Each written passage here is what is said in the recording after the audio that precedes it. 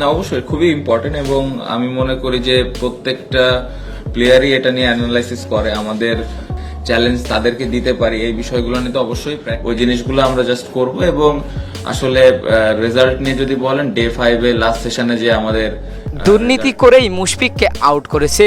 মুশফিকের out নিয়ে ভারতীয়দের ধুয়ে দিলেন শান্ত। দর্শক, বিস্তারিত জানতে ভিডিওটি না টেনে সম্পূর্ণ দেখতে থাকুন।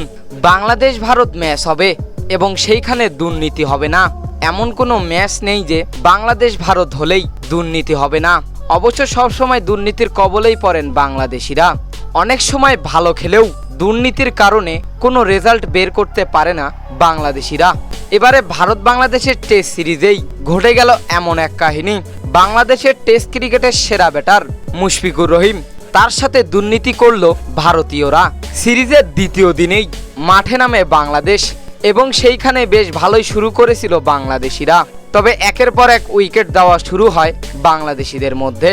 মুশফিককে নিয়ে ধরে খেলার চেষ্টা করেন নাজমুল হাসান শান্ত, তবে দুর্নীতির কবলে পড়ে আউট হন ডানহাতি এই উইকেট কিপার ব্যাটসম্যান। আউটটা ছিল অনেক বিতর্ক, ঠিকভাবে বোঝা যাচ্ছিল না কি হয়েছে, বলটি মাটিতে পড়েছে নাকি KL রাহুলের হাতে পড়েছে।